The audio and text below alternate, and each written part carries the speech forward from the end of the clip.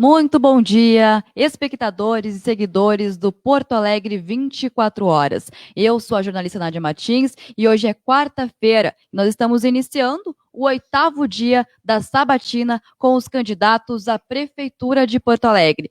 A convidada de hoje é a Juliana Brizola, do PDT. Se você está ouvindo, tecle 1, para a gente ter um controle, técnico, para ver se está tudo certo e organizar o que não tiver tudo certinho. Lembrando que serão 3 semanas de sabatina e a cada entrevista os candidatos têm 1h15 para discutir um pouco mais sobre suas ideias, plano de governo, e a entrevista será feita pelo professor Aragon e mediada por mim, a jornalista Nádia Martins.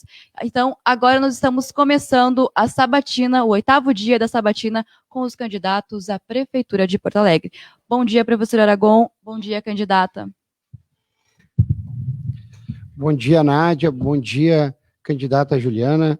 Bom dia a todo mundo que nos assiste e acompanha a sabatina, as sabatinas, as candidaturas à Prefeitura de Porto Alegre. Candidata Juliana, eu gostaria de lhe ouvir um pouco primeiramente, sobre a sua relação pessoal com a cidade de Porto Alegre e também um pouquinho da sua trajetória política nessa sua apresentação inicial aí, por favor. Bom dia, Nádia, bom dia, professor Aragon, bom dia a todos que estão nos acompanhando no Porto 24 horas. É muito importante que a gente tenha espaços como este, para que a gente possa colocar as nossas propostas, para que as pessoas em Porto Alegre optem por aquelas propostas que mais se identificam, aquelas que acreditam que pode transformar a cidade. Bom, eu nasci em Porto Alegre no ano de 1975, tenho, portanto, 45 anos, nasci na Beneficência Portuguesa, tenho, inclusive, um irmão gêmeo, sou gêmea de um homem, ele mora no Rio de Janeiro há bastante tempo, porque nós, quando tínhamos 7 anos, ainda no ano de 1982, fomos todos para o Rio de Janeiro acompanhar o meu avô, que então virou governador do estado. Vivi um tempo grande no Rio de Janeiro, toda a minha infância, minha adolescência. Voltei para Porto Alegre quando eu tinha mais ou menos uns 12, 13 anos, porque eu sempre fiquei muito saudosa de Porto Alegre, mesmo morando no Rio de Janeiro, eu sempre quis voltar para Porto Alegre, sempre tinha uma relação aqui com a cidade, tinha amigos, e então eu tinha um sonho de voltar para Porto Alegre. Quando eu tinha 12 anos, eu fiz uma carta para minha mãe pedindo para vir morar com os meus avós maternos aqui. E aí, no início, ela não queria, mas no final ela foi convencida. Então, voltei, morei de novo aqui durante os meus 12, 13, 14, 15 anos. Retornei daí, portanto, ao Rio de Janeiro para estudar, me formar em Direito. E quando eu me formo em Direito, no ano de 2000, eu resolvo voltar para a cidade de Porto Alegre para estudar, para fazer uma pós-graduação em Ciências Criminais. Eu que tinha me formado em Direito, mas sempre atuei no direito penal, estagiando em presídios, sempre foi uma área que eu gostei bastante de trabalhar. E aí volto para cá, então, num primeiro momento para estudar, não imaginando que iria permanecer assim para sempre, vamos dizer assim, se é que existe para sempre nessa vida, aqui em Porto Alegre, porque acabo, enfim, conhecendo meu marido, constituindo família. Dessa pós-graduação acabei indo para um mestrado. E claro, nesse período, o falecimento do meu avô foi algo que transformou muito a minha vida, porque até então a minha relação partidária, era uma relação com a liderança dele. Então, enfim, tudo que ele dizia, a gente fazia. Eu já era da juventude, desde a época do Rio de Janeiro, sempre acompanhei as campanhas, sempre gostei muito de fazer campanha política, de estar dentro do partido. Para mim sempre foi um prazer muito grande. Mas quando ele falece, surgem, né, alguns questionamentos de como o partido seguiria dali para frente, qual seria o meu papel dentro do próprio partido, e comecei a perceber que para ter voz e vez dentro do partido eu teria que me candidatar, algo que inclusive eu nunca tinha pensado, porque eu sempre gostei muito dos bastidores políticos, né, de fazer campanha para alguém. Em 2004, quando ele falece, logo depois tem uma eleição, muita gente me cobrando para eu ser candidata, mas eu não me sentia preparada, porque eu sabia que a cobrança viria, que as comparações viriam, e eu realmente queria me preparar, né? E aí veio a eleição, então, de 2008, onde eu entendi que já estava pronta para encarar uma eleição, nunca imaginando que seria eleita, porque o PDT sempre foi um partido grande, forte, com uma bancada grande e forte, né? O que seria difícil furar, né? Vamos dizer assim, e entrar. Mas a cidade de Porto Alegre, na minha opinião, fez uma homenagem ao meu avô Leonel Brizola, quando me fez a mais votada da bancada em 2008. Nesse mesmo período ali, eu fiquei 2 anos na Câmara de Vereadores, apenas. Tive o meu primeiro filho também, o José Inácio, que hoje está com 10 anos, que foi criado praticamente dentro da Câmara de Vereadores, e logo depois também andando por todo o estado, porque fui ser candidata a deputada estadual. Me elejo em 2010, também acredito a minha eleição a uma homenagem que o estado do Rio Grande do Sul fez à memória do meu avô Leonel Brizola, porque também eu ainda era uma desconhecida e tinha pouco tempo de trabalho, na verdade. E dali para diante, né, estou até hoje deputada estadual, acabei fazendo um mestrado em ciências criminais, estou no meu 3º mandato, sou líder da bancada, lidero uma bancada de homens, o que não é nada fácil, dentro do PDT.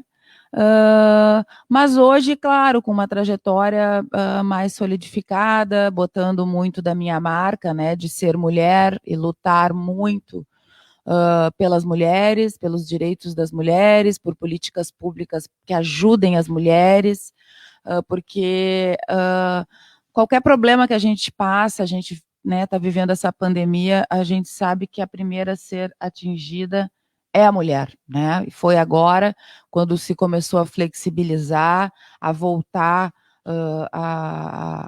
aos trabalhos e tudo mais, as crianças sem creche, né, sem escolas, estavam fechadas. A primeira pessoa que é escalada para ficar em casa com as crianças são as mulheres, e é elas que têm que, de repente, deixar os seus empregos. Já tem dificuldade de conseguir um emprego, né? E tem muita facilidade de perder. Então, as pessoas me perguntam muito, né? Qual é a diferença da mulher na política? Primeiro que nós somos maioria do eleitorado e ainda não temos essa representação nos parlamentos, o que já é injusto, né? Segundo, é que a mulher ela vai fazer política para todo mundo, né? Para homem, para criança, mas para a mulher ela tem uma condição assim melhor de fazer política pública, porque ela entende, né? Por exemplo, a questão do aleitamento materno. O homem ele pode até entender, claro, é super importante, mas ele não sabe o que significa, o que precisa ser feito realmente para apoiar aquela mãe trabalhadora que precisa voltar ao trabalho, que é cobrada, não é, de amamentar seu filho exclusivamente com leite materno até os 6 meses, e ela tem que voltar aos 4 meses, e tem que separar do bebê, e o leite em pó batendo ali na tua porta para facilitar a tua vida. Então, assim, eu entendo que a participação da mulher vem muito nesse sentido, né, para melhorar realmente a vida da própria mulher. Desculpa, falei demais. Não, muito bem, candidata Juliana. Acho que ficou claro assim a sua relação com a cidade, também ficou claro para todo mundo a sua trajetória política, sua militância.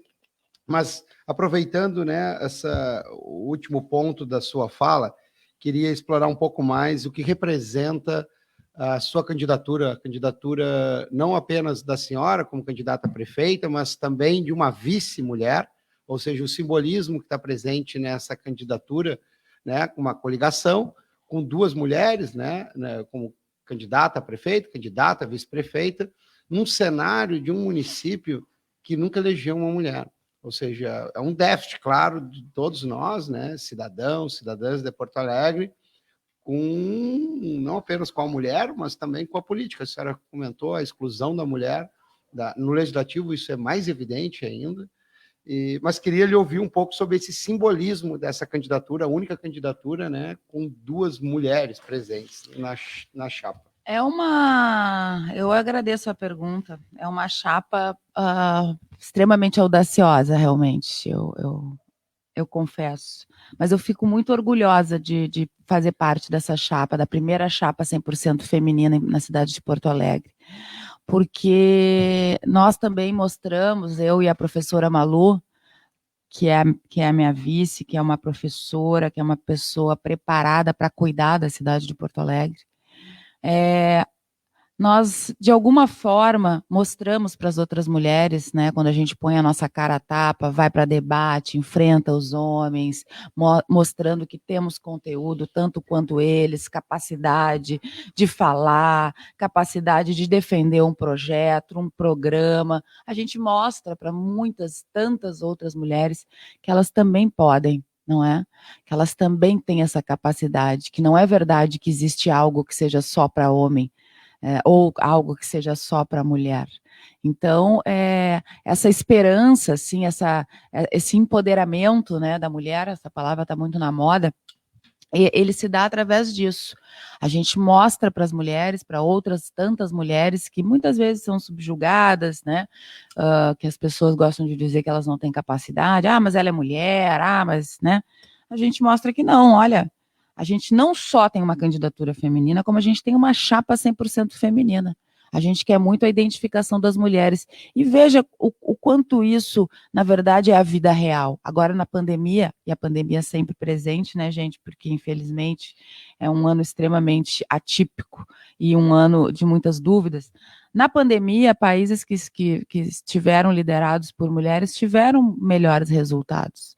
Então, eu enxergo como as mulheres, elas têm uma capacidade, né? Não é que elas sejam melhores que os homens, mas elas têm uma capacidade de ter uma visão um pouco mais global do problema.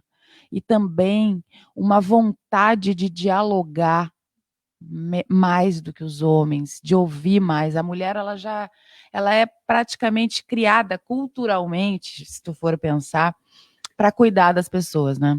Ela cuida do filho, ela cuida do marido, ela cuida dos pais quando ficam velhos, ela cuida do irmão.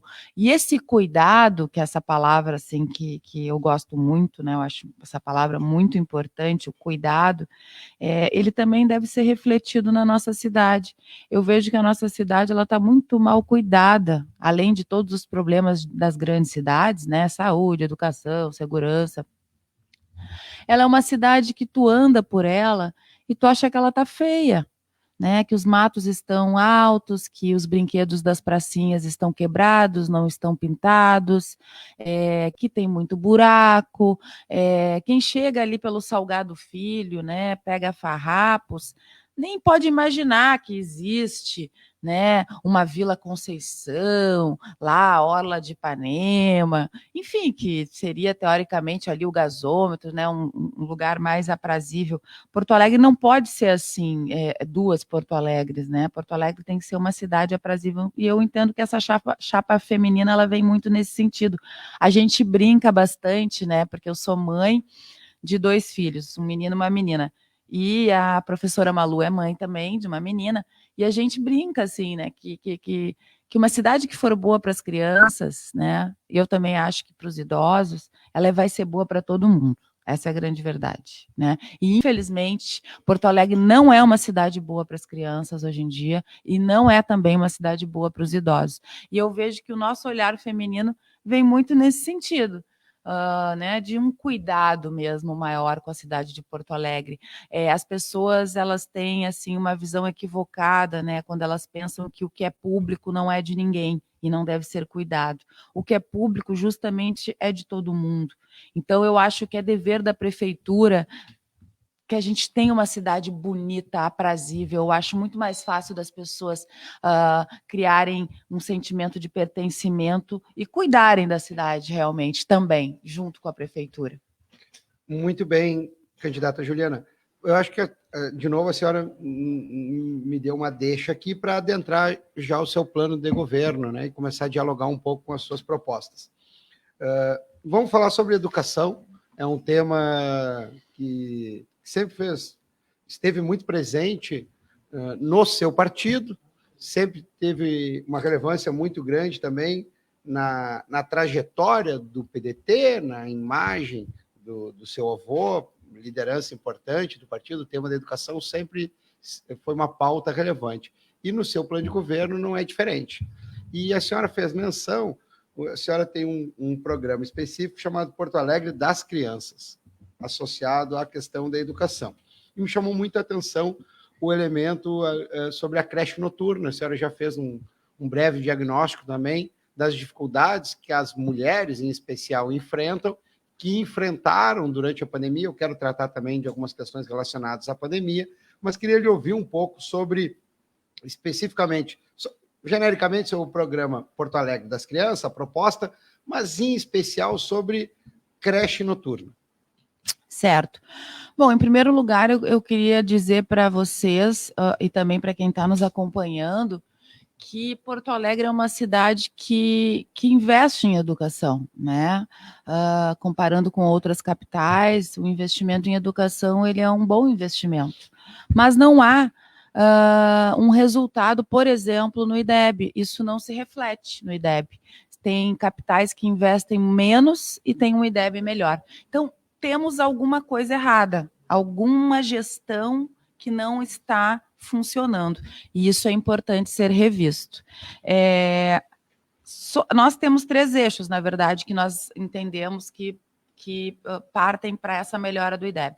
Em primeiro lugar, número 1, aquilo que eu acredito que tem condições, e é comprovado já cientificamente que tem condições de melhorar o IDEB, que é a escola de tempo integral. Nos moldes do professor Darcy Ribeiro e Leonel Brizola, porque, assim, há uma confusão e eu, enfim, acho que é uma oportunidade que eu tenho aqui de explicar, né, o que é o tempo integral nas escolas que eu defendo, o que é o contraturno, o que não é o tempo integral, o que é e o que já foi o famoso Mais Educação implementado pelos governos do PT. O tempo integral que eu defendo é uma escola una, ou seja, os professores lá trabalham 40 horas. Né? Não é um professor de 20 horas de manhã e à tarde um oficineiro que não é concursado, que vai lá muitas vezes voluntariamente, dá uma aula e é opcional para a criança. Ela fica se ela quiser. O tempo integral que eu defendo não, é uma escola una, onde a criança entra de manhã e só sai final de tarde. A primeira aula dela, inclusive, é o café da manhã. Depois ela vai para as matérias comuns e tal. Enfim, é um colégio normal, depois para almoçar. De tarde tem esporte, tem cultura, tem reforço, e também algumas outras disciplinas que, enfim, poderiam ser de manhã, mas que continuam à tarde. Mas o que acontece? São professores de 40 horas, concursados, onde aquela criança vai ficar o dia inteiro. Além, né, daquele discurso de que os pais precisam de um lugar adequado para deixar os seus filhos, o que é a verdade, sobretudo a gente falava da mulher, não é? É uma escola que pretende transformar aquela criança num cidadão, né, com oportunidades reais. É uma escola que pretende fazer com que ele desenvolva a sua consciência crítica, o seu pensamento, o raciocínio. É uma escola para formar. O professor Darcy Ribeiro, ele tinha uma frase que eu gosto muito, que ele dizia que o CIEP, né, que é esse Centro Integrado de Educação, é a continuação do útero materno, e é justamente isso, né? A melhora do IDEB vem por aí. Sabes que nós nos inspiramos bastante na cidade de Sobral, lá do Ceará, onde governa o PDT, já foi um dos melhores IDEBs do Brasil. Enfim, lá a educação ela é 100% pública, tem fila nas escolas públicas, né? Porque as pessoas sabem que as escolas públicas de Sobral são melhores. Mas, na verdade, Sobral se inspirou em Porto Alegre, porque Porto Alegre já foi referência. certo? Quando se acabou com o analfabetismo, né, com a construção de escolas por todos os lugares. Então, esse seria o nosso plano para o IDEB. Sobre as creches. Bom, primeiro que Porto Alegre é uma cidade que está fora da lei, ela não cumpre a lei, porque é obrigação a oferta de creche, está na lei, né? Essa lei nós vamos cumprir. Por quê? Como? Né? Como? Não tem dinheiro. Não. Tem um orçamento onde quem gestiona é o gestor, né? Quem tem uns que gastam mais em publicidade, outros em segurança, e nós entendemos que todas as áreas são muito importantes, porém nós vamos priorizar a educação, vamos priorizar e garantir 100% das crianças nas creches. Sim, professor, nós identificamos, e de novo, sobretudo nessa pandemia, 70% de quem estava na frente no combate à pandemia eram as mulheres. Enfermeiras, aquelas que trabalham na limpeza dos hospitais, técnicas de enfermagem, e nos deparamos com esse grande problema, que além de Porto Alegre não ter creches normais de dia, não existe um local, né, uma creche para que essa mãe que trabalha de noite, ou mesmo que queira se capacitar, né, que trabalhe de dia e precise terminar os seus estudos de noite. Eu, por exemplo, conheci a dona Verônica, que mora lá na Vila Cruzeiro, e ela é mãe solteira, o que é a realidade de muitas mulheres, né, porque a gente também sabe que são as mulheres hoje que são a maioria, né, chefes de família. Ela trabalha à noite. Ela tem uma filha de 10 anos e um menino de 6 anos. Eles ficam sozinhos à noite, né? E ela me disse, sempre vou trabalhar com o coração na mão. Toda vez que toca meu telefone, eu acho que pode ter acontecido alguma coisa. E eu me coloquei no lugar daquela mulher, porque também sou filha, e fico pensando, gente, quando eu vou tomar banho em casa, eu tô sozinha com eles, eu tranco tudo ali, a cozinha, porque a gente sabe o quanto é perigoso um acidente doméstico, né, com fogão, com água quente, com gás, e eles ficam sozinhos a noite inteira. Isso não é uma vida, né? Então, assim, a prefeitura não pode virar as costas para essa mãe. A prefeitura tem que estar ali dizendo, olha, nós vamos garantir que a senhora tem um local onde o seu filho será cuidado, onde ele vai ter uma alimentação de qualidade, para que a senhora trabalhe tranquila, para que a senhora possa ir e vir do seu trabalho sabendo que ele está num local adequado. Então, essa demanda da creche noturna, eu acredito que ela não seja de agora, né? Ela já é de bastante tempo, mas no nosso governo nós vamos dar prioridade a isso, porque não é só uma política para a criança, né? É uma política, sobretudo, para a mãe trabalhadora, que, mais uma vez, eu preciso enfatizar, nós precisamos ajudar a mãe trabalhadora da cidade de Porto Alegre. Ok, candidata. Ainda nesse tema da educação, acho que a senhora já tratou da proposta em relação ao tempo integral na escola, a escola em tempo integral. Salvo engano, também a senhora teve uma lei aprovada sobre isso na ordem estadual, né? Ou seja, é um tema que a senhora vem tratando há algum tempo. Mas eu queria explorar um pouco mais a sua concepção. A senhora falou várias vezes na gestão, na importância de gerir o público, e eu queria entender um pouco melhor isso, né? O tema da escola infantil é um tema preocupante, há um déficit impressionante no município de Porto Alegre, com relação não apenas a crianças fora da escola, mas também há uma disputa muito grande do modelo, da concepção de gestão. E eu posso ter interpretado mal, mas eu queria lhe ouvir um pouco mais sobre isso. A senhora acredita que o ensino infantil, sobretudo, ou se a senhora quiser também tratar da educação como um todo, porque o ensino fundamental também é competência do município, mas se o ensino infantil, ele, nesse modelo que nós temos hoje, que é um modelo híbrido, com muitos convênios, com muitas entidades privadas sem fins lucrativos exercendo essa prestação de serviço, quando o setor privado, mesmo sem fins lucrativos, exerce essa atividade, ele não tem as mesmas obrigações constitucionais, do ponto de vista dos princípios que tem o poder público, não realiza o concurso, não tem a obrigação da licitação, enfim. Isso é um tema importante, porque quando a gente fala de licitação, quando a gente fala de concurso, a gente está falando também da máquina pública operando, a gente está falando da obrigação da impessoalidade na creche, lá, a tia da creche, lá nessa escola conveniada. Às vezes a relação, por exemplo, que no espaço público a gente chamaria de uma relação nepotista, não pode, enfim, um parente, lá na creche isso passa a ser aceitável.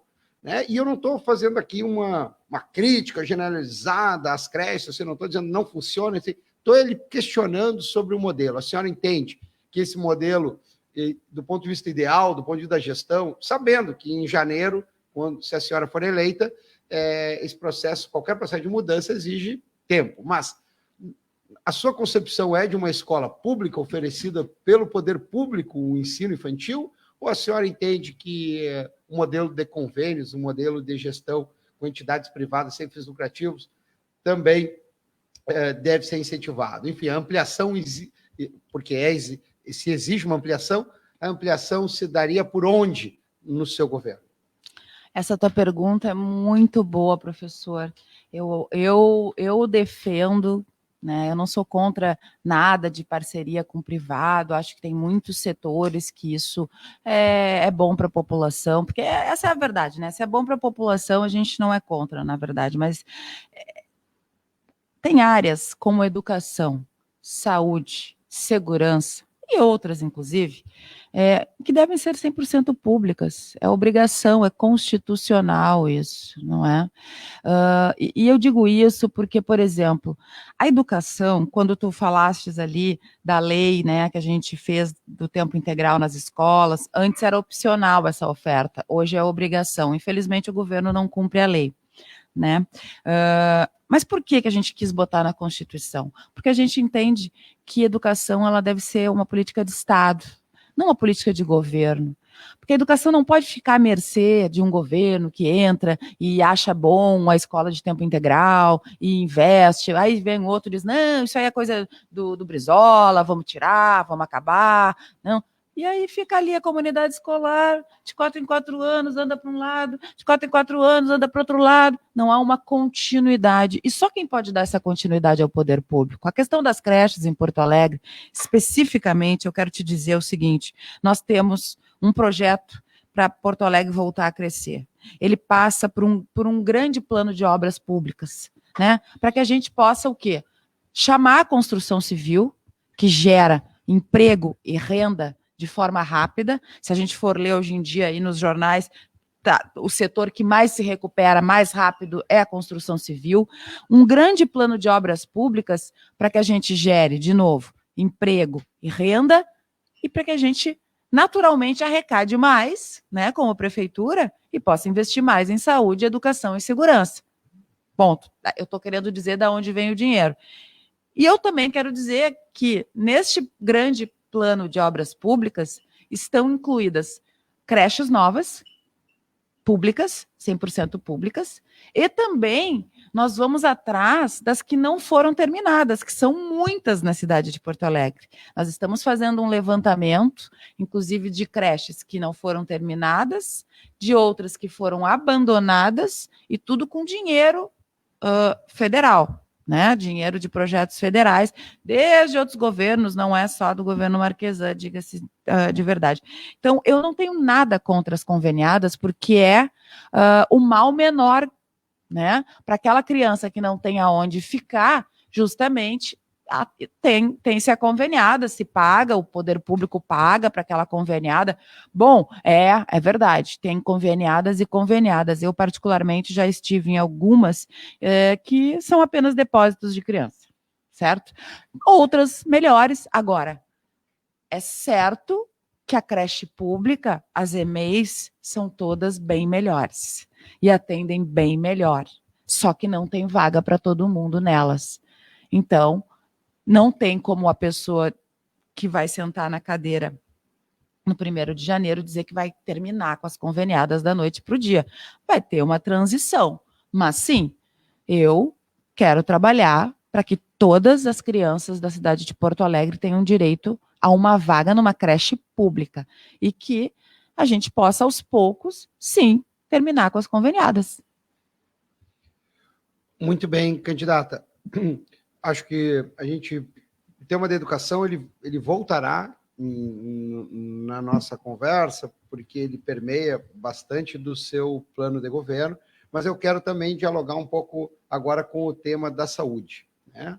E também o seu plano, ele dá, diria eu, tem 3 eixos na saúde, que eu dei destaque aqui, que queria lhe ouvir um pouco, que é o tema da preocupação com a vacina, porque a gente quero lhe ouvir como enfrentar, qual é o papel do município, qual é o papel, caso a senhora seja eleita, o papel da prefeita, com relação ao tema vacina. É uma obrigação, é uma missão que a senhora se coloca, lidar com isso. Quero lhe ouvir também sobre o programa Hospitais Abertos,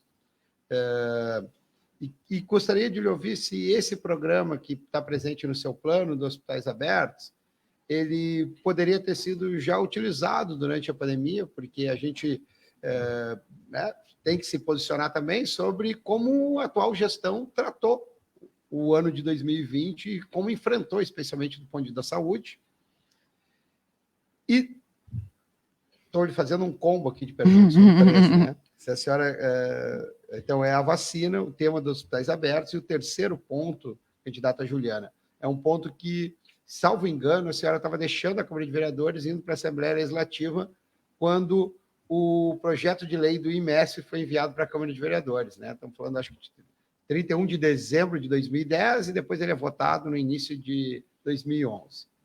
Todos nós sabíamos, naquele momento, eu digo todos nós, da área da administração pública, quem se envolve com o tema da gestão pública, a senhora já era uma liderança naquele momento, já exercia mandato. Todos nós sabíamos que era inconstitucional o IMESF, ou seja, uma fundação por direito privado. Ou seja, a gente vinha de um histórico terrível no município de Porto Alegre, como o OCIP, uma entidade privada sem fins lucrativos gerindo atenção básica, com um conjunto de fraudes, inclusive que gerou a ruptura do termo de parceria, e a opção, naquele momento, do governo, daquele governo municipal, daquele momento, foi por uma fundação pública de direito privado, um modelo inconstitucional. Nós sabíamos que isso, um dia, o STF se pronunciaria como se pronunciou. Bom, a realidade é, se a senhora for eleita, como vai tratar a questão do IMESF, a questão da atenção básica? Ou seja, qual é a sua solução para esse imbróglio que nós nos metemos e que atinge toda a população no tocante à atenção básica, candidata Juliana? São 3 questões, se a senhora puder. Eu vou começar pela última. Beleza. Bom, esse imbróglio aí do IMESP, não se tem o que fazer. Quem está dizendo que vai rever a situação do IMESP, na verdade, está mentindo, porque o Supremo já definiu. É inconstitucional, ponto. A situação deles agora, que está para uma liminar, né, nós entendemos extremamente injusta com os funcionários, os servidores, fizeram concurso, mas é que quando uma coisa começa mal feita, é muito difícil que ela acabe bem, sabe? Então, prometer para esses servidores, e olha, gente competente, gente que fez concurso, mas prometer para eles algo que é inviável, né? De mim nunca vai sair. Eu, mais uma vez, repito, assim como a educação, entendo que a saúde tem que ser pública, 100% pública, nós temos que fazer concurso público para qualificar a saúde pública de Porto Alegre. Se a gente olhar durante essa pandemia, na maior parte dos estados e municípios que deu escândalo de corrupção no meio de uma pandemia, tinha sempre uma terceirizada lá no meio. Né?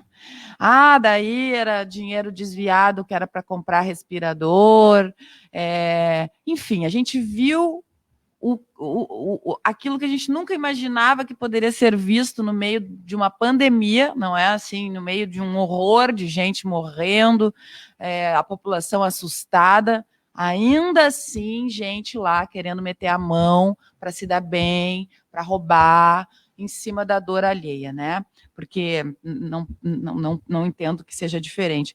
E eu entendo que para evitar esse tipo de corrupção é o concurso público. Eu não encaro com bons olhos as terceirizações que são feitas nesses serviços essenciais como saúde, segurança e educação. Eu acho que isso é um dever da prefeitura. É um dever da prefeitura não só ofertar, mas ofertar também com qualidade. né?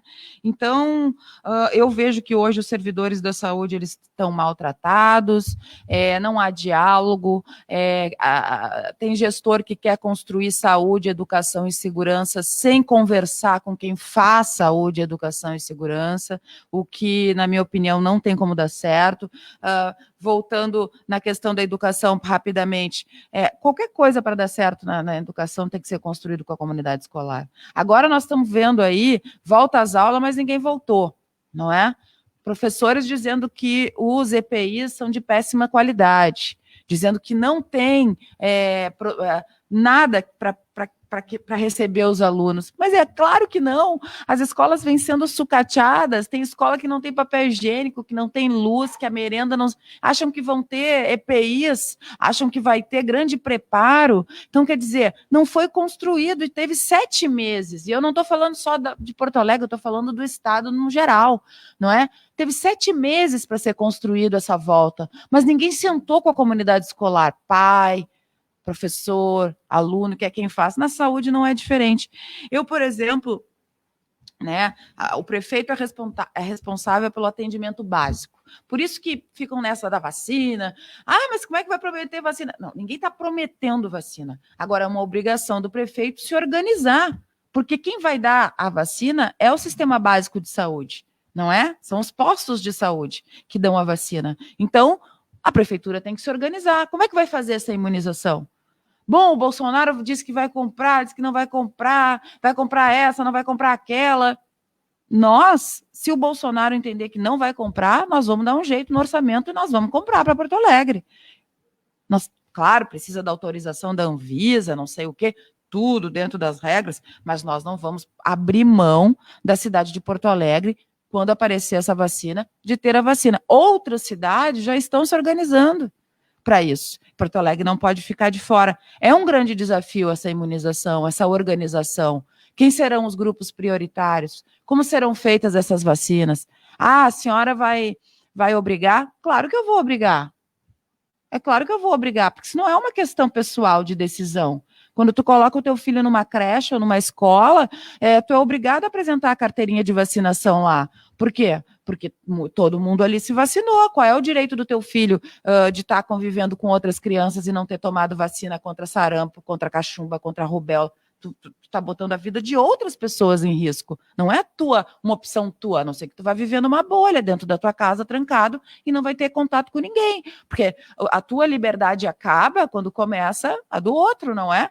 Então, se viver em sociedade requer algumas regras, né? Às vezes pode parecer um pouco difícil para alguns compreenderem, mas a verdade é essa. A gente precisa ter regras para conviver em sociedade. Uma delas é isso, não é direito do pai ou da mãe escolher se vai dar a vacina ou não. Não é... Tem muito pai e mãe que tem que entender que eles não são donos dos filhos. Os filhos não são propriedade deles, né? Então, é bem claro para mim essa questão da saúde, da vacina. A nossa tarefa será essa organização. Eu não acredito que o governo federal vai abrir mão de ter a vacina. Então, acho que no momento que essa vacina chegar, nós já temos que estar organizados para imunizar a população. Sobre os hospitais desativados, né, o Álvaro Alvim, Parque Belém, Beneficência Portuguesa. Nós já fizemos essa reflexão, já perguntamos, inclusive, para o próprio prefeito num debate, porque essa questão toda da bandeira vermelha, de quanto tempo ficamos fechados, economia, tudo, placa disso, placa daquilo. Veja bem, todos os prefeitos do Brasil inteiro, os governadores, eu acredito que todos quiseram enfrentar da melhor forma, porque era uma coisa extremamente nova que estava acontecendo. Ninguém tinha respostas imediatas, porque ninguém sabia, nunca ninguém tinha vivido uma pandemia, né? Então, todo mundo tentando acertar, uns acertaram mais, outros menos. Não vejo que aqui em Porto Alegre o prefeito tenha tido grandes equívocos porque fechou tudo, porque ninguém sabia o alcance daquilo. E em muitos lugares a gente estava vendo gente morrendo na porta de hospital porque não tinha vaga, porque não tinha respirador, o nível de contágio muito, muito, muito rápido, a gente tendo que proteger os nossos idosos, né? Então, eu acho que ele, inclusive, agiu de uma forma correta. depois ele começou a ter várias pressões, e aí ele ia e voltava muitas vezes, o que deixou a população um pouco perdida, porque já não tinha um comando federal, né? Que o comando federal era aquela bagunça lá, né, a saída do Mandetta, depois entra outro, enfim, ficamos sem ministro da Saúde durante a pandemia. Um dizia que tinha que respeitar a OMS, outro dizia que não tinha que respeitar, enfim, uma baderna, né, o que foi muito ruim, na verdade, porque era muito importante que nesse momento a gente tivesse uma orientação segura, unificada, não foi o que aconteceu. E aqui em Porto Alegre, a grande queixa, né, dos pequenos empresários, de quem gera emprego na cidade de Porto Alegre, porque Porto Alegre perdeu mais de 25 mil postos de emprego. Isso são famílias, não é? Famílias. A gente não pode ficar tratando como número, né? Não é uma estatística apenas. Ficar desempregado é algo muito complicado, né? Tem muita gente que entra em depressão, aumentou inclusive o número de mortes, né, por conta disso. Então, eu me pergunto, sim, será que se o prefeito tivesse um pouco mais de capacidade de diálogo, porque a gente sabe que ali, por exemplo, no Parque Belém, ele tinha problemas com a diretoria, não se relacionava. Será que, se eles estivessem abertos, já que eles tinham os equipamentos, será que a gente tinha ficado menos tempo na bandeira vermelha? Será que a gente teria perdido menos postos de emprego? Né? Será que a economia não, né, podia estar andando um pouco mais, já que se fazia essa relação, não é, da bandeira com o número de leitos ocupados? Então, essa reflexão ela tem que ser feita. Eu não quero ficar criticando quem esteve enfrentando como gestor, porque eu compreendo isso que eu disse, um momento difícil, de muitas dúvidas, de insegurança, em que eu acredito, né, que a maior parte dos gestores sempre pensou, em primeiro lugar, na preservação das vidas. Óbvio, né? Ninguém quer ver numa cidade as pessoas morrendo porque não tem vaga no hospital. Mas talvez a forma de gestionar tudo isso, ela talvez pudesse ter sido minorada na questão da economia. E então, sobre isso, era isso que eu queria dizer. Agora, falando um pouco sobre o dever da prefeitura, que é o atendimento básico da saúde, nós temos muitas queixas nos postos de saúde, que eles não têm médicos, né? Por isso eu falo do concurso público. Mas também temos o seguinte: tu chega num posto de saúde, tem aquele famoso clínico geral, generalista, né? Ele está lá, mas não tem um especialista lá. Lá dentro não tem um especialista. Muitas vezes, olha, com quem eu converso, eu acho que eu estou há 3 anos para ter uma consulta com um especialista aqui, que eu tenho uma coisa na coluna, que eu, enfim. Esse especialista, ele está faltando. A mulher chega lá, não tem um ginecologista para atender, né?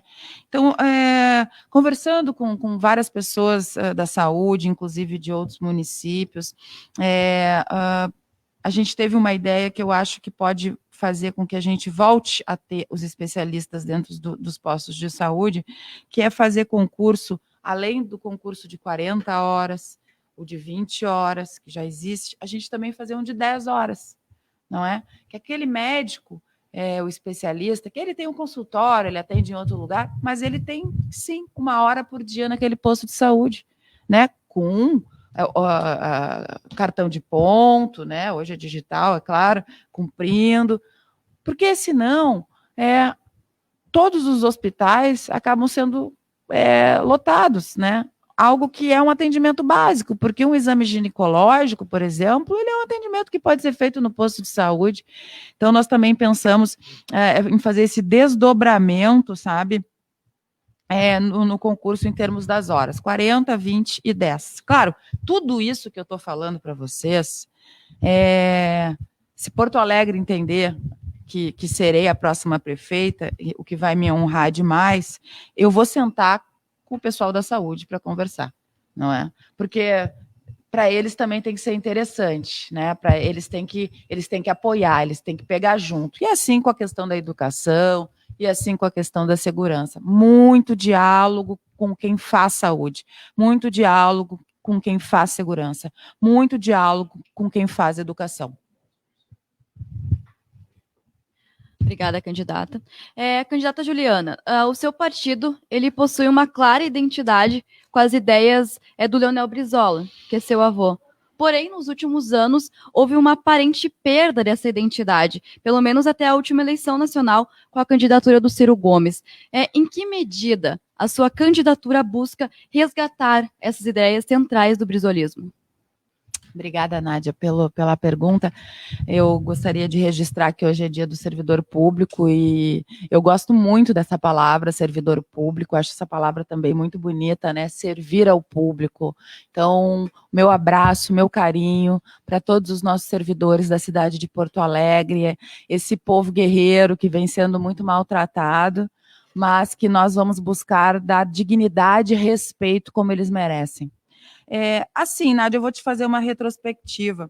Quando meu avô Leonel Brizola ele falece no ano de 2004, o partido perde o seu maior líder, perde aquele que dava o norte, perde o projeto coletivo do partido, porque o PDT sempre teve problemas internos, brigas daqui, disputas dali, uns pensam mais assim, outros querem, né?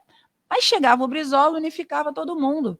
Por quê? Porque o PDT tinha um sonho coletivo que era fazer Leonel Brizola presidente da República. Isso unificava o PDT de ponta a ponta, lá de cima do Brasil até o sul, aqui o Rio Grande do Sul, que sempre foi um estado de peleia.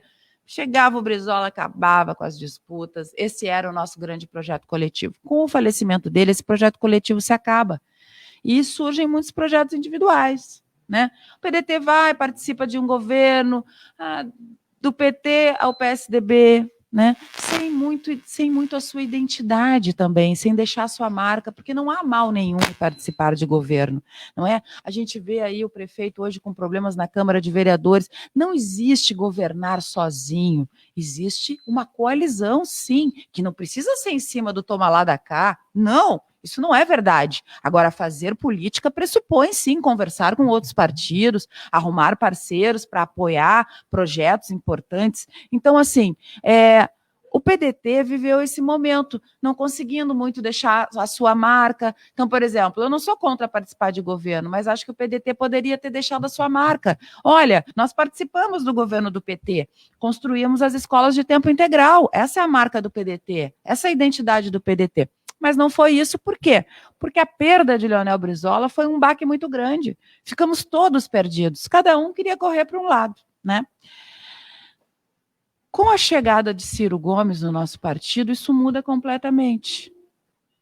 Nós resgatamos o nosso projeto coletivo. E isso se deu, sim, pela liderança do presidente nacional do partido, Carlos Lupe, que com muita generosidade, entende? Compreende que o PDT de Brizola não poderia ficar sendo puxadinho de outro partido. Que o PDT de Leonel Brizola tinha que apresentar uma proposta para o povo brasileiro. Porque Brizola, quando trabalhou muito para construir o PDT, quando perdeu o PTB, ele sabia que ele queria um partido nacional, não é um partidinho aqui no Rio Grande do Sul, um partidinho lá no Rio de Janeiro, é um partido que faz política nacional. Não existe transformação em Porto Alegre se não houver uma transformação de uma política nacional. Ciro Gomes vem para isso. Ciro Gomes vem para unificar o PDT, para trazer um projeto coletivo para o partido em cima de um projeto de desenvolvimento nacional, que sempre foi o projeto de Brizola. Então, hoje, para mim, né, o Ciro representa exatamente aquilo que o meu avô Leonel Brizola representava, uma vontade muito grande de mudar, né, e tocando em questões fundamentais que não foram tocadas, por exemplo, né, já que dizem que somos do mesmo campo, nos governos do PT. Não se enfrentou muitas questões no governo do PT que Brizola teria enfrentado. Para começar, o modelo econômico. Porque é mentira de quem fala que vai investir em educação, se disser que não vai fazer nada pela economia. Por exemplo, como é que eu posso não querer resgatar a economia de Porto Alegre se eu quero investir em creche, botar as crianças nas creches? Então, uma coisa está ligada à outra. O modelo econômico do PT, ele se baseia apenas no consumo, né, de dar poder de consumo para as pessoas, mas não te dá um poder de verdadeira transformação. Tanto é que olha só como a gente entrou numa crise rapidinho, mesmo com tanto dinheiro na era Lula, com tanto dinheiro na era Dilma e todo mundo bem e tal. Olha só, não era sólido o projeto. Esse projeto que vem de longe, que remonta, inclusive, o doutor Getúlio Vargas, né? As grandes conquistas, a passagem de um país agrário para um país industrializado se deu com o doutor Getúlio. Petrobras, Eletrobras, tantas outras empresas nacionais, públicas, que alavancaram a economia e que o Brasil teve muitas épocas de pujança. Então, hoje, o PDT ele apresenta esse projeto nacional, liderado pelo Ciro Gomes, que é um homem extremamente correto, coerente, né, a sua vida pública, correto, coerente, e que há muito de Brizola em Ciro Gomes, muito mesmo, né? Não só no seu espírito de homem público, mas na sua vontade de fazer. E assim, Brizola sempre foi um executor. Brizola, ele fazia, ele executava.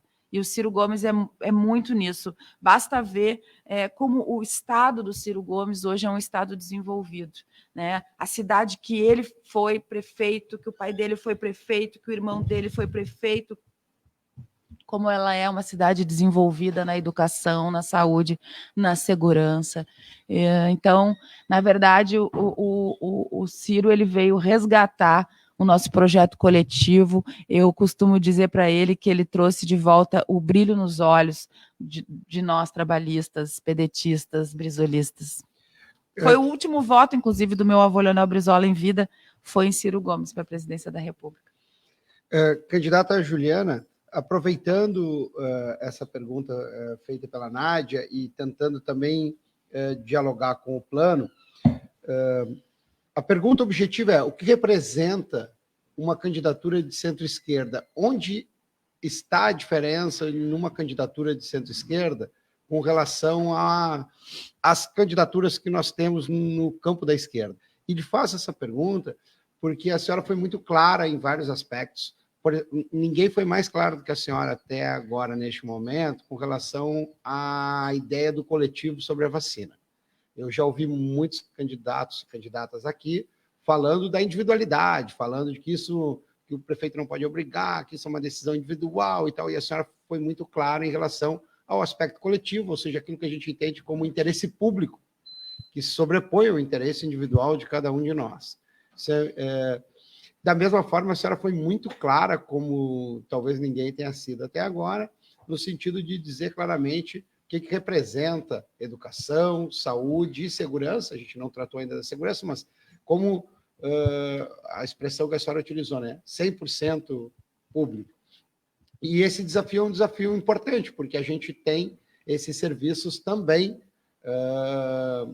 hoje híbridos, se quiserem chamar assim, o setor privado, tanto com ou sem fins lucrativos, ocupa um espaço que era para ser complementar, segundo a Constituição,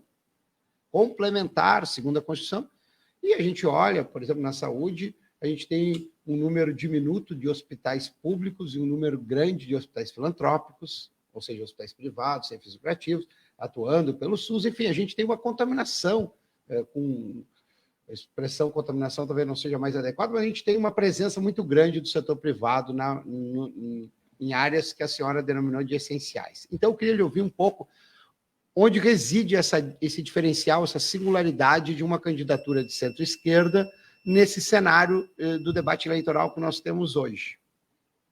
Bom, então, em primeiro lugar, eu sou de origem trabalhista, né? Vamos dizer assim, não sei de quais candidaturas especificamente tu falas, mas assim, sempre nos colocam no mesmo campo, né? As 3 candidaturas femininas que temos aí. O PSOL é socialista, né? É uma sociedade socialista, é totalmente diferente do que defende o trabalhismo.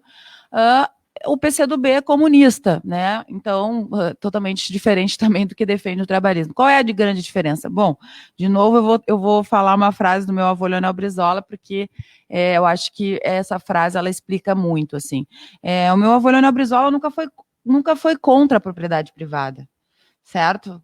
O que, na verdade, o comunismo prega. Eu não sei qual, né? Porque, assim, as pessoas usam legendas, mas, na verdade, não são aquilo, né? Eu, no meu caso, eu sou uma trabalhista autêntica, né? Eu defendo justamente o que o trabalhismo prega. E se meu partido, por acaso, mudasse, né, ou eu não defendesse, eu achava que teria que mudar o nome daí do partido, né? Porque não acho justo com a sociedade que tu te apresente com um nome, mas, na verdade, não seja nada daquilo. Então, assim, Brizola dizia, eu gosto tanto da propriedade privada que eu quero para todo mundo, certo? Isso aí já diz muita coisa. Nós não temos nada contra os setores de produção, os setores empresariais, pelo contrário, nós queremos sim parceria com eles. Esse projeto de desenvolvimento municipal, aos moldes do projeto de desenvolvimento nacional do Ciro Gomes, ele passa pelo quê? Um chamamento à construção civil, que é o quê? Privada, para que a gente possa fazer um grande plano de obras públicas, para gerar emprego e renda, consequentemente, mais arrecadação para a prefeitura aplicar em segurança, saúde e educação. Então, nós entendemos que podemos fazer parcerias com a iniciativa privada. Aliás, eu acho que essa guerra que tem entre o público e o privado só faz com que a população se prejudique. Não tem porquê. O público e o privado, eles têm que conviver, um ajudando o outro. O público, por exemplo, ele tem um papel muito forte na fiscalização daquilo que é ofertado, né? Por exemplo, para que existe o PROCON? Não é? Para fiscalizar. Olha, vai lá no PROCON, tem um monte de reclamação sobre as telefonias, tem que ir para cima, tem que fiscalizar. Olha, estão dizendo que estão vendendo 5G, na verdade não temos nem 3G. Cadê o poder público para fiscalizar o privado? Nesse sentido, o poder público tem que fazer. E se pode fazer parcerias. Por exemplo, a gente não falou ainda de segurança, mas na segurança, que é uma área que, na minha opinião, deve ser sempre pública, né? Nós pretendemos uma parceria com o privado. Não de gestão, não de fiscalização, mas parceria para quê? Para aumentar o monitoramento da cidade. Como? Eu explico. Hoje, Porto Alegre possui 1.200 câmeras, né, espalhadas pela cidade, onde ficam naquele centro de comando ali da cidade, essas câmeras. Existem mais 6.000 câmeras privadas na frente de farmácias, de bancos, de condomínios, né? Teve um crime aqui em Porto Alegre, no centro da cidade, onde 2 mulheres foram esfaqueadas e conseguiram as imagens depois do crime, né? Entende? Conseguiram, vamos ver a cara do ladrão e tal, que esfaqueou as mulheres. Mas como é que a polícia agiu? Depois, sempre no rebote. E nós entendemos que se nós conseguirmos essa parceria, que não é obrigatória, né, que vai fazer quem quiser, de disponibilizar essas imagens em tempo real para o centro de comando da capital, onde a brigada vai estar lá vendo na hora, temos mais chances de evitar que o crime ocorra, né, que chegue ao seu final. E essa parceria, ela vai se dar assim, olha, quem quer ser parceiro da prefeitura e disponibilizar as imagens da sua câmara em tempo real? Vamos estudar, quem sabe, um desconto no IPTU, não é? Isso é uma parceria, não é? Então, assim, eu não vou demonizar o que é privado, porque é também na iniciativa privada que se geram milhares e milhares de empregos. Os pequenos e os médios são os que mais geram emprego em Porto Alegre. Nós temos que ajudá-los a se levantarem depois de tudo isso que aconteceu. Não é uma questão de a vida ou a economia. Não existe economia sem vida e não existe vida sem economia. Né? Eles têm que andar junto, a prefeitura tem que entender isso. Então, assim, a minha diferença das outras candidaturas desse campo, eu me digo, né, me coloco como de centro-esquerda, é justamente nesse sentido.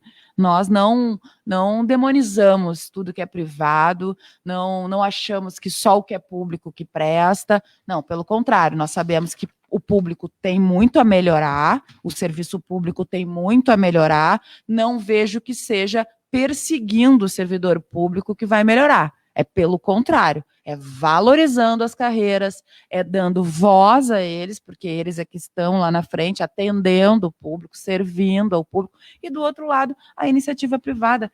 Tudo aquilo que nós pudermos fazer em parceria com a iniciativa privada, que seja bom para a população, porque também essa é uma outra questão que eu gostaria de dizer. Eu também não sou contra as privatizações. Tem muita privatização que deve ser boa. O problema é que no Brasil só tem privatização ruim. Por quê? Porque se privatiza mal. Se sucateia a empresa pública para dizer que ela não vale nada, para entregar preço de banana. Eu nunca vi isso. Tu vai vender o teu apartamento, tu pinta ele. Olha, hoje vai vir uma pessoa que quer comprar. Deixa tudo arrumado, vamos arrumar. Quer que vai entrar numa coisa toda acabar? Eu vou comprar isso aqui, né? Eu vou comprar por um preço bem menor. Então, esse é o jeito que no Brasil se privatiza. Então, assim, é óbvio que se uma privatização é mal feita e o povo brasileiro está perdendo dinheiro com essa privatização, eu só posso ser contra. Agora, quando ela é uma boa privatização, feita, justa, né, a gente não tem por que ser contra, desde que não sejam nessas áreas essenciais. Ok, candidata Juliana.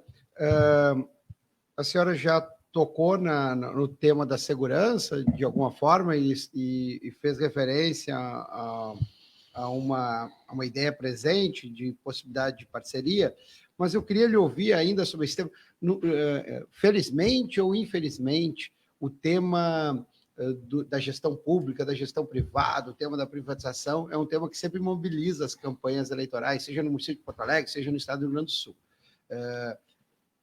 Sempre entendo que é relevante fazer esse debate mesmo, do ponto de vista da gestão, que é o tom que a senhora vem dando em toda a sua entrevista, mas também quero lhe ouvir na sequência sobre a questão da gestão democrática. Qual é o papel que a população tem em relação a isso? Mas, antes de entrar no tema da gestão democrática, eu queria lhe ouvir especificamente sobre duas entidades da administração indireta que são relevantes e que dialogam um pouco também com ajudam a explicar a sua concepção de Estado, a concepção de Estado da candidatura. Qual o papel da Carris em relação ao transporte municipal? Se a Carris deve ser privatizada, se ela deve ser mantida, se a gente deve manter também o modelo de concessões privadas junto com a Carris, e qual é o papel do DEMAI, porque sempre o tema da privatização ou não, questão da água, do saneamento, a senhora tem um tópico específico sobre saneamento, uma preocupação específica no seu plano de governo. Queria lhe ouvir sobre, se eleita for, sobre a Carris e sobre o DEMAI. Eu defendo a Carris pública, entendo que o transporte público é uma área em que a prefeitura não pode deixar acontecer o que está acontecendo atualmente, uma passagem cara, uma das mais caras entre as capitais, um serviço péssimo para a população, muita gente aglomerada dentro de ônibus nos horários de pico, porque os empresários dos ônibus que têm concessão pública entendem que não precisam ofertar para que as pessoas possam andar comodamente dentro de um ônibus, né, de um transporte público. Então, assim, eu acho que nós temos que rever muitas questões na questão da mobilidade urbana. Acho que nós temos que rever a questão desse gerenciamento que passou todo para os empresários, né? Eu acho que a prefeitura não pode abrir mão disso, porque é aquilo que eu digo, tem uma concessão pública para o privado, ok, foi feita uma licitação mal feita, inclusive, porque não está correspondendo, isso eu acho que nós temos que rever, mas a prefeitura não pode abrir mão de ver se o serviço que está sendo contratado por ela está sendo realizado, e não está sendo realizado. Essa é a grande verdade. Os empresários de ônibus alegam que eles não têm mais dinheiro, né? Mesmo a passagem estando cara, então há algo muito errado. O transporte está ruim. Se tu passar às 6 horas da manhã na Lomba do Pinheiro, tu vai ver a parada de ônibus lotada. Aí tu entra dentro de um ônibus, o ônibus está velho, caído. As pessoas vão mal acomodadas. Muitas pessoas têm que pegar 2 ou 3 ônibus, porque não tem ônibus que chega até onde elas moram. Então, o transporte público de Porto Alegre, que já foi modelo, né? Já foi modelo, é verdade. Hoje vive essa crise, que tem que ser revista em vários aspectos. Tem que sentar numa mesa e botar, abrir a caixa preta. Tem que ver quanto que os empresários estão lucrando, quais são as isenções na cidade de Porto Alegre, como é que nós vamos adequar. Agora, a Carris deve ser pública, ela é a Vitária, não é? Ela está a Vitária, já teve em alguns momentos dando prejuízo. Hoje ela é a Vitária, não vejo por que vender a Carris nesse sentido. Em relação ao DEMAI, olha, água, para mim, é um serviço essencial. Né? A gente tem alguns exemplos da privatização da água no nosso estado onde não deram certo. Uruguaiana a tarifa ficou caríssima, porque é isso que tem que se dizer. Eu ouço muito falarem da telefonia. Puxa vida, mas no tempo da CRT era um horror, tinha que comprar uma linha, tinha que ficar. A Nádia acho que nem é desse tempo, né? Mas assim, tinha que comprar uma linha, tinha que ficar na fila. E eu me lembro que entrava até no inventário uma linha de telefone, não é? Pois então. Aí dizia, mas viu, privatizou, agora imagina. Só que assim, gente, a evolução da tecnologia seria igual, entendeu? Sabe? Nós também teríamos uma CRT com questões digitais, com tudo. Então, assim, e o serviço das atuais operadoras? São bons? Eu não sei, eu fiquei com o meu telefone agora praticamente 2 semanas bloqueado, porque alguém tentou clonar, e aí eles bloquearam meu telefone, e eu fiquei sem telefone 2 semanas. E ninguém me dá nada, ninguém me diz nada. Tu liga para lá, bota uma musiquinha, 3 horas para te atender, mas na hora de cobrar, tu fica um dia sem pagar, eles te cortam o telefone. Então, assim, esse serviço não pode ser assim, não pode ser na exploração. A água, eu tenho muito receio dessas parcerias. Porque o que eu vejo nessas parcerias? Eles querem só o filé mignon. Se eles tiverem que enfiar cano debaixo da terra, lá na Vila Cruzeiro, para fazer saneamento básico, aí é a prefeitura que vai fazer. Agora, explorar aonde já tem os canos, daí eles querem o filé mignon, que daí já está tudo pronto, eles só vão lucrar. Aí não. Parceria, se for para pegar a carne de pescoço, pode até ser. Agora, parceria para só pegar o filé mignon, fica complicado. Candidata Juliana, acho que a gente usou o exemplo aqui da Carris, o exemplo do DEMAI para também colaborar, deixar claro, né, seu plano de governo, a sua proposta, e queria dialogar um pouco sobre esse tema. Como eu disse, ele mobiliza muito a cidadania porto-alegrense, assim como o Rio Grande do Sul como um todo, ele é permeado por esse debate, não só desde a época do seu avô, mas dos anos 90 para cá, colocaram isso na pauta, assim, central.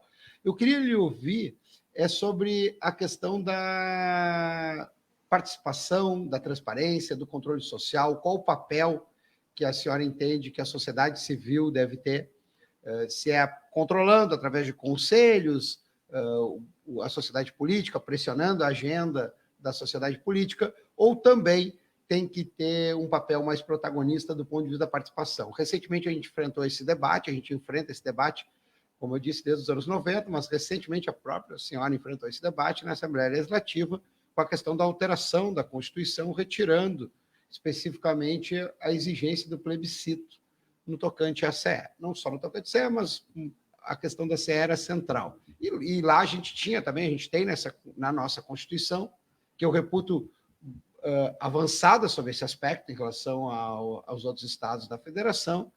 Nós tínhamos lá no artigo 22 a exigência de plebiscito, não apenas para a CE, mas também temos ainda para o Banrisul, o Corsã, enfim. A senhora já passou por esse debate como parlamentar, mas é um tema importante, lhe ouvir sobre qual a sua concepção de gestão democrática. Controle social basta, ou seja, sociedade civil pressionando, ou devemos ter também protagonismo da cidadania na tomada de decisão, muitas vezes vinculando, como é o caso do plebiscito, o gestor público? Por favor, candidato. Nós temos que ter as duas coisas, né? Muito importante. Mesmo a pressão da sociedade civil. Acho que as pessoas elas têm que entender que a política pública que é desenvolvida por um determinado gestor, não é? Ela é para as pessoas. Então, as pessoas elas têm que participar. E como é que se participa? Bom, que nem tu disseste, tem várias formas. Um conselho, né? A gente já teve os Coredes, o próprio orçamento participativo, a consulta popular, né? Mas, na verdade, foram esvaziados, né? Assim, o que se decide lá não é cumprido, a população elege determinada obra como essencial, chega lá na hora de fazer o gestor, não, vou dar prioridade para isso aqui. Então, são organismos assim que estão fragilizados, né?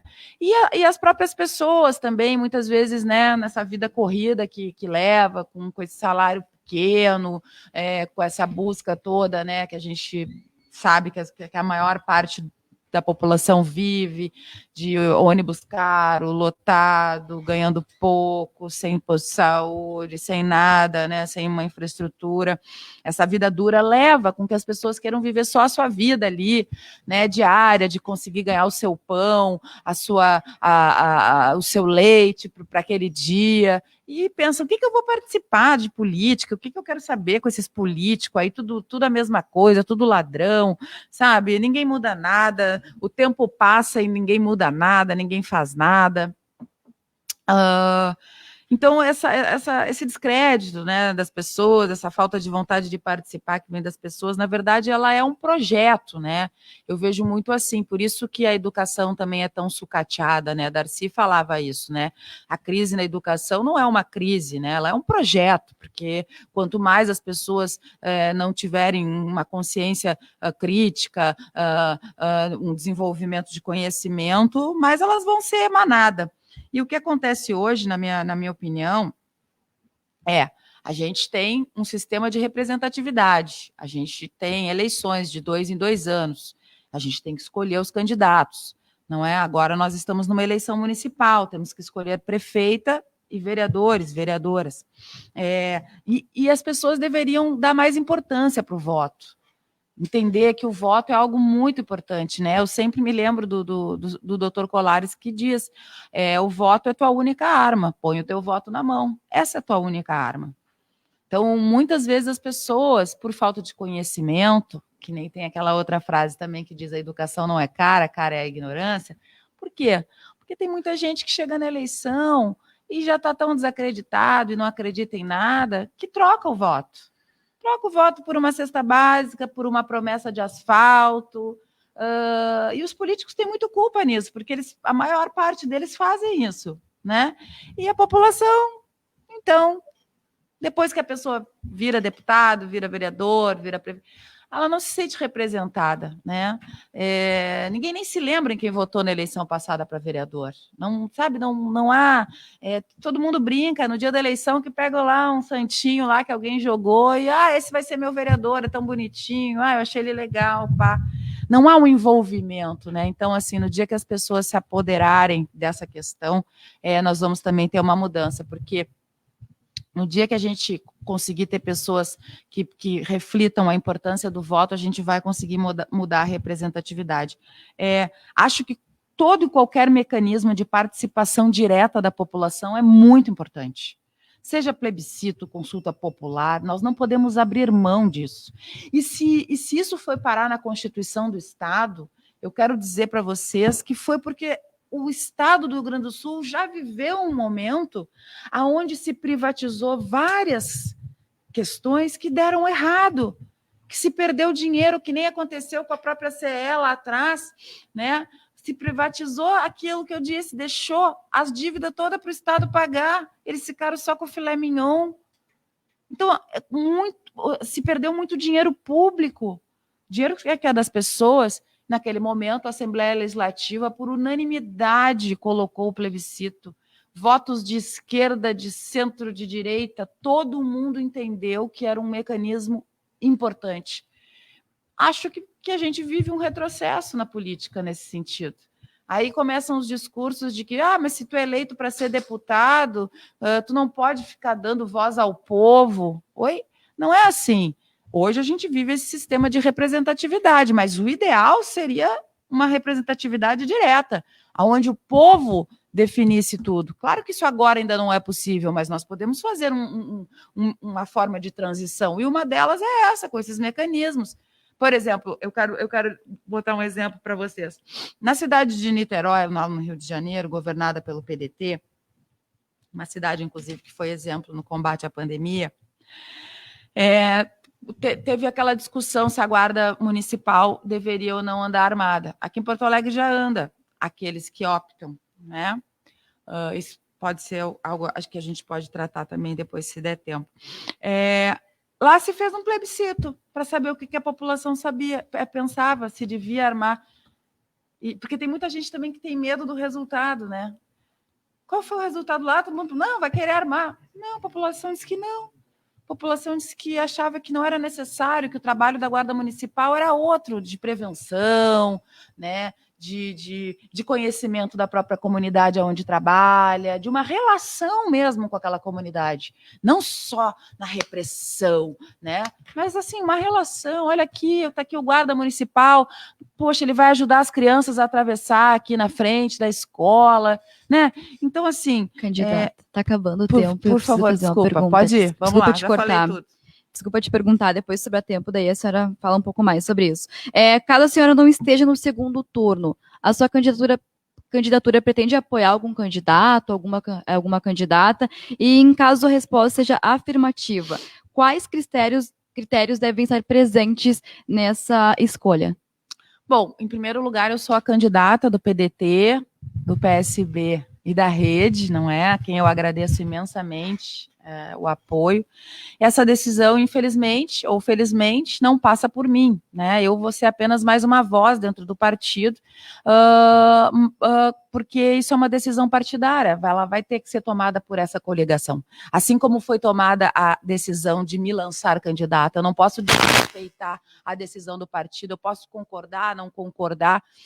Hoje não penso nisso, né? Porque penso que estarei no segundo turno e quero o apoio de todos aqueles que quiserem me apoiar, sem ranço de esquerda, direita e tal. Quem quiser me ajudar a empurrar esse caminhão aqui para levar Porto Alegre para frente, será bem-vindo. Então, eu não tenho como te dizer.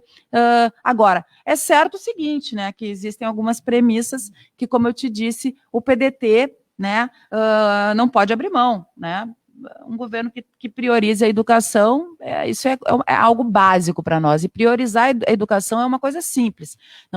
Não tem nada de mirabolante. É simplesmente pegar o orçamento do Estado, que é X, e priorizar, né, a educação. Meu avô, Leonel Brizola, em um certo momento, no Rio de Janeiro, deu 43% do orçamento do Estado para a educação. Foi muito criticado, viu? Muito criticado. Mas talvez se aquilo tivesse sido dado continuidade, aquela política, né, do CIEPS e tal, hoje o Rio de Janeiro não estivesse vivendo esse momento trágico, né, onde todos os governadores estão na cadeia e agora parece que mais um ainda vai. Então, seria isso, assim, tem que ser em cima de um programa, não é porque eu gosto do fulano, me identifico com a Beltrana, não, é em cima de uma política. Mas nós acreditamos que a nossa coligação vai estar no segundo turno, justamente porque estamos tendo uma aceitação muito forte nas ruas e todo mundo vem me dizer a mesma coisa. Olha, Juliana, é o que está, que quer continuar, é o vice dele que está, que também quer continuar, é os que foram, mas querem voltar. Então, a gente quer renovar e uma chapa 100% feminina é o que Porto Alegre precisa. Muito bem, candidata Juliana.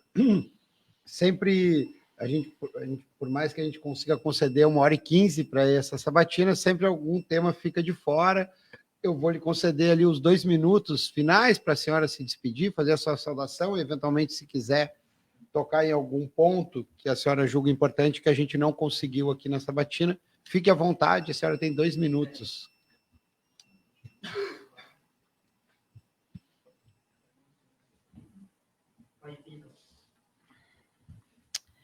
Bom, eu quero agradecer a oportunidade de estar aqui no Porto 24 horas, mais uma vez dizer que é um momento muito importante para a sociedade porto-alegrense, que a pessoa que vai votar no dia 15 de novembro entenda a importância. Isso é algo que eu acho que também que é preciso ser falado, professor, que muita gente está desgostosa e não quer ir votar, né?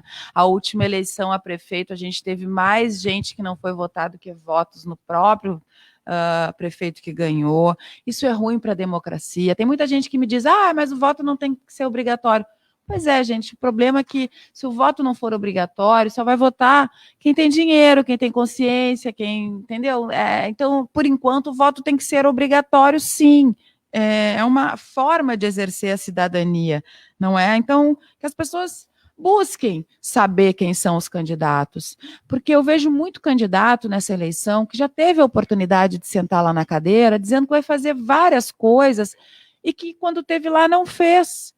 Então, assim, eu acho muito complicado isso. Por que não fez? Não é? A cidade vem, esses problemas de hoje não são problemas de agora, esses problemas vêm se arrastando na cidade. A falta de vaga em creche, problema do posto de saúde, a questão da segurança.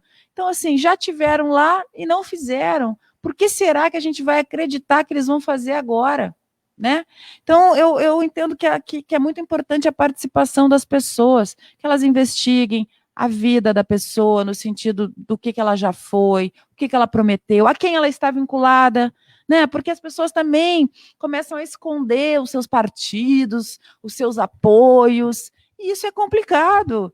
A gente tem que saber, tem aquele ditado, me diga com quem andas, que eu vou te dizer se eu vou contigo. E essa é a grande verdade. Mas eu quero agradecer demais, professor, Nádia, muito obrigada pela oportunidade, e eu peço a todos que estão conosco que no dia 15, vote 12, vote para uma Porto Alegre de novo.